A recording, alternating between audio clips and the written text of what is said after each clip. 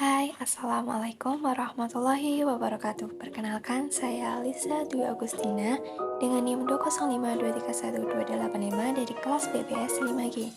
Dalam video kali ini, saya akan melakukan uji asumsi klasik dengan menggunakan aplikasi SPSS dengan menguji data dengan judul pengaruh Service Excellent dan Brand Image terhadap kepuasan pemakaian produk bank syariah studi kasus mahasiswa perbankan syariah UIN Raden Mas Said Surakarta. Langkah pertama untuk mengolah data, yang pertama yaitu kita memindahkan data yang dari Word ini semua kita pindahkan ke Excel agar kita mudah untuk memasukkannya ke aplikasi SPSS. Nah, dari Word tadi kita copy kemudian paste di Excel. Nah, setelah data paste di Excel, kita akan masuk ke menu aplikasi SPSS. Nah, pada aplikasi SPSS ini kita klik variabel view. Kemudian pada nama, kita masukkan nama dengan variabel X1, kemudian X2 dan Y. Nah, pada desimal kita ubah menjadi 0. Setelah desimal kita ubah menjadi 0, kita masuk ke tabel label yang kita beri nama X1 itu Service Excellent. Untuk X2 nya kita masukkan dengan brand image. Untuk Y nya kita beri dengan produk bank syariah. Nah, kemudian untuk bagian measure kita ganti menjadi scale. Semua kita ganti menjadi scale. Jika udah, kita klik ke data view. Nah, data view ini akan tampil X1, X2, dan Y. Nah, untuk pengisiannya kita masuk ke menu Excel. Di menu Excel ini kita copy angkanya saja. Di copy semua hingga ke responden ke 50. Nah, kemudian kita paste. Kemudian kita akan paste di menu di SPSS-nya. Lalu akan muncul data nilai-nilai ini semua. Nah, kalau udah muncul semua, kita klik ke Analyze. Pada Analyze pilih ke Regression, kemudian Linear, lalu pilih masukkan produk bank syariah pada ke variabel dependent dan Service Excellent, dan Brand Image masukkan ke Independent. Kemudian klik Statistik. Pada statistik kita berikan centang semua, ada add square change, descriptive, part of, kemudian dicentang pada Darwin Watson, kemudian continue, kemudian klik plots. Pada plots ini Y kita beri ke spreadsheet, kemudian spread masukkan ke X, kemudian centang pada histogram dan normal probability plot, kemudian continue. Nah, setelah itu klik save. Pada save ini kita centang pada standard sheet dan continue. Kalau udah, kita klik OK. Kemudian tunggu beberapa saat, kemudian akan muncul regression-nya. Nah, pada regression ini akan menghasilkan output yang pertama. Setelah keluar output yang pertama ini, kita masuk ke data view yang di SPS tadi untuk melakukan transform yang akan menghasilkan ke output yang kedua. Nah, kemudian klik data view, terus klik transform, kemudian complete variable, lalu ketikkan abs underscore res 1. Nah, setelah itu masukkan standard itu ke numeric expression, kemudian klik OK.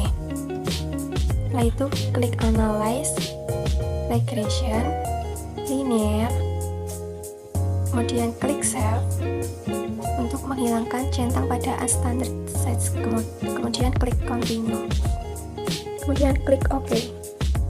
Nah, tunggu beberapa detik akan muncul hasil output yang kedua. Nah, dari hasil output yang kedua ini kita akan melakukan uji asumsi klasik.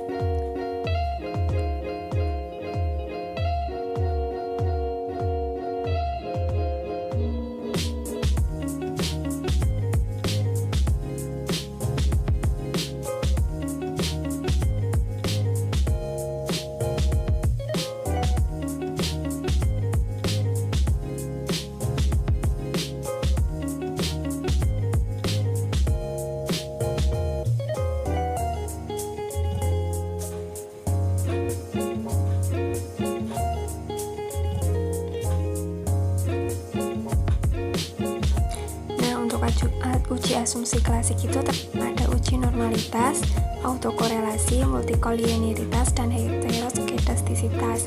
Untuk yang pertama yaitu uji normalitas. Uji normalitas yaitu bertujuan untuk menguji apakah dalam model regresi variabel pengganggu atau residual berdistribusi normal.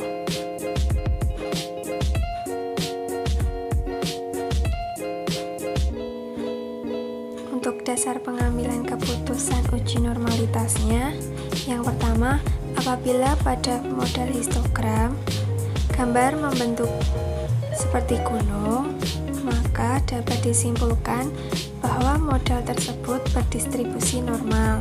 Untuk yang kedua, apabila pada model p-plot gambar titik-titik atau plotting mengikuti garis diagonal, dapat disimpulkan bahwa data tersebut berdistribusi normal. Nah, interpretasi uji normalitas ini yaitu dapat disimpulkan bahwa model regresi tersebut berdistribusi normal.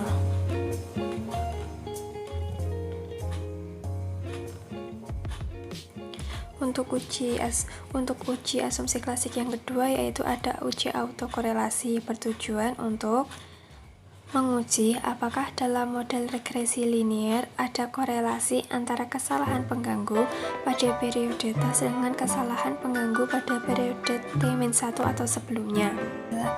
Keputusan uji autokorelasi Darwin-Watson yang pertama adalah apabila nilai Darwin-Watson terletak di antara nilai DU sampai dengan 4 min DU, maka dapat disimpulkan bahwa data tersebut tidak ada gejala autokorelasi. Kemudian dirumuskan dengan D lebih dari DU dan D kurang dari 4 min DU.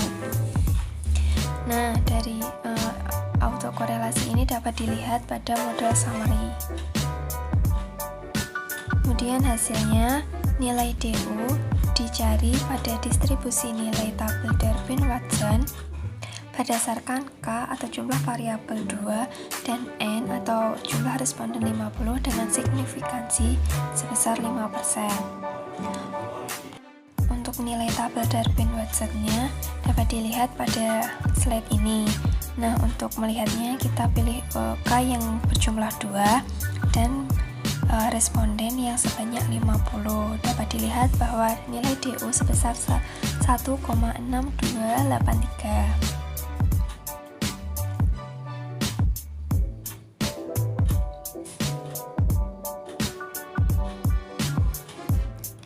Nah, DU-nya 16283. Kemudian nilai Darwin-Watson-nya 2,543 yang dapat dilihat pada model summary-nya akan tertulis bahwa Darwin-Watson-nya itu sebesar 2,543.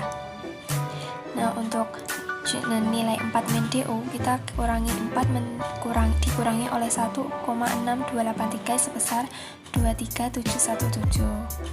Nah, dari kesimpulannya ini jadi nilai Darwin-Watson tidak terletak di antara DU sampai dengan 4 min DU sesuai dengan rumus, yaitu Darwin-Watson sebesar 2,543 lebih dari DU sebesar 1,6739, tetapi nilai Darwin-Watson lebih dari 4 min DU sebesar 23717, maka model regresi terdapat gejala autokorelasi. Nah, untuk uji yang ketiga ada uji multikolinearitas. Tujuannya yaitu untuk menguji apakah model regresi ditemukan adanya korelasi antara variabel bebas atau independen. Untuk dasar pengambilan keputusannya yaitu pada uji multikolinearitas tolerance dan VIF. Apabila nilai tolerance lebih dari 0,10 dan nilai VIF kurang dari 10, maka dapat disimpulkan bahwa data regresi ini tidak terjadi gejala multikolinearitas.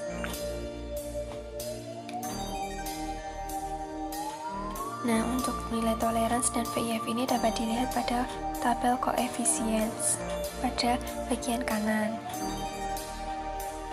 Nah, untuk hasil dan interpretasi dari tabel regresi ini, nilai tolerance menunjukkan bahwa sebesar 0,985, yang artinya lebih dari 0,10. Untuk nilai VIF itu menunjukkan 1,015, yang artinya nilai VF 1,015 ini kurang dari 10.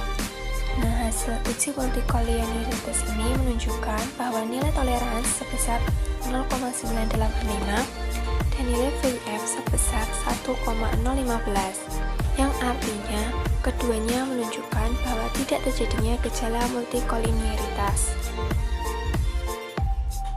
Untuk uji yang keempat ada uji heteroskedastisitas yang bertujuan untuk menguji apakah dalam variabel regresi terjadi ketidaksamaan varians dari residual satu pengamatan ke pengamatan yang lain. Untuk dasar pengambilan keputusan uji heteroskedastisitas ini dapat dilihat dari dua metode. Pertama dapat dilihat dari grafik scatter plot dan dapat dilihat dari nilai sig dari data koefisien. Untuk yang pertama, apabila pada grafik scatter plot menunjukkan titik-titik atau plotting yang menyebar, maka dapat disimpulkan bahwa data regresi ini tidak terjadi gejala heteroskedastisitas. Kemudian, yang kedua dapat dilihat dari nilai sig pada koefisien. Apabila nilai sig-nya menunjukkan hasil yang lebih dari 0,05, maka data regresi ini dinyatakan tidak terjadi gejala heteroskedastisitas. Untuk variabel 1 menunjukkan bahwa nilai sig untuk variabel 1 itu sebesar 0,297, yang artinya lebih dari 0,05. Maka kesimpulannya adalah tidak terjadi gejala heteroskedastisitas. Untuk variabel yang kedua menunjukkan nilai sig sebesar 0,057, yang artinya lebih dari 0,05. Maka kesimpulannya adalah tidak terjadi gejala heteroskedastisitas.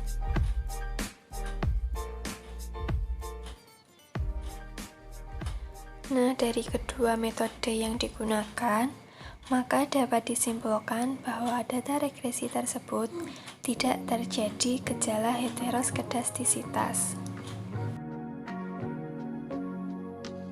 Cukup sekian, terima kasih. Wassalamualaikum warahmatullahi wabarakatuh.